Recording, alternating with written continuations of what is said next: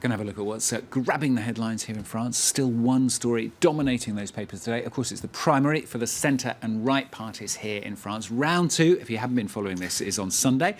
The two finalists, François Fillon, who won round one, also Alain Juppé. He was the favourite, but they're both in the spotlight, aren't they? That's right. The final is going to oppose not just two men, but two visions. That's what La Croix, the Catholic paper, focuses on. One right wing, two projects, because that's what's really interesting is these two men are part of the same party, Les Républicains. So, what's so different about them? That's what a lot of papers are focusing on. Les Échos, the business paper, has a very similar analysis. They're talking about the match of these two projects. And what's interesting is these two projects are getting a lot of attention here today, but they're certainly going to be in the spotlight on Thursday because there's going to be a televised face-off between François Fillon and Alain Juppé. Well, Les Echos is breaking it down, helping us out anyway, for people who are confused. They want to know more about the two candidates here, That's right. Where do they see eye to eye and where do they disagree? That's what Les Echos takes a closer look at. Now, when it comes to the economy, they have very similar opinions. They want to, for instance, scale back on the civil service. But what really distinguishes them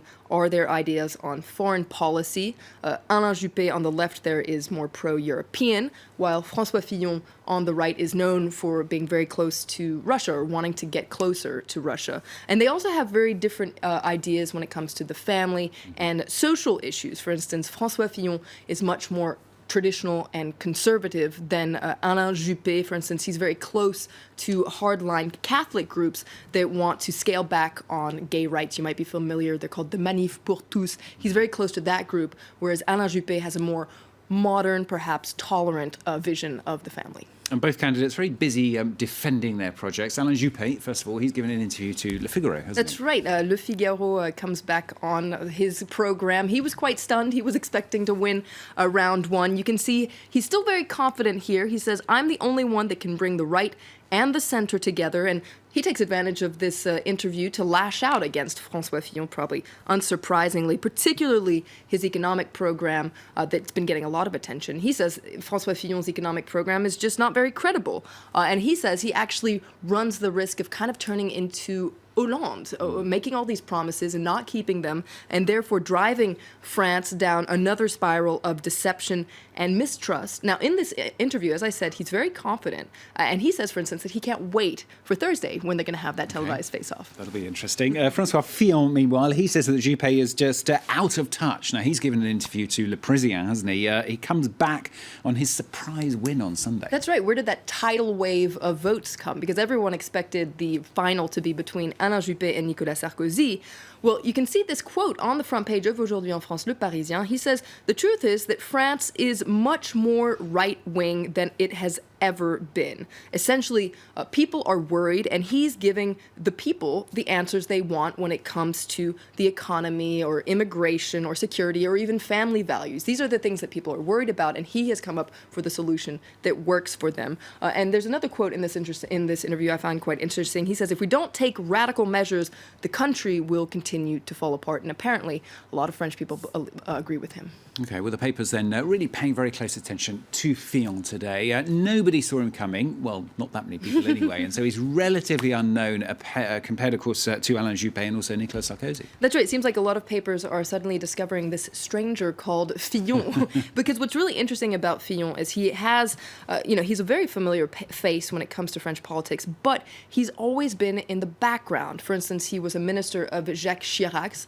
very loyal to Jacques Chirac, but he was always in the background. And then, of course, he was prime minister throughout Nicolas Sarkozy's presidency, which is quite rare in France for there to be just one prime minister. And he was prime minister the whole time, but he always kind of had a background role, while Sarkozy was much more in the media spotlight. So Les Echos and lots of other papers today are trying to figure out who in the world is François Fillon, this man that we know so well, but apparently we don't really. And if we take a look at L'Opinion, the pro-business paper, they say that, whoever he is set to make a major mark on French politics. He's favored to win round two on Sunday, and a lot of people believe that whoever wins this primary will go on to be the president of France. And so you can see they're saying that he's going to renovate the right wing's ideological software. And what's interesting is the pro-business paper, keep in mind this is a pro-business paper, and they're comparing him to Che Guevara, the communist leader in Cuba. Yeah. And so they're saying that perhaps he could be the Les Républicains equivalent of Che Guevara, and you can see this guy from Les Républicains spray painting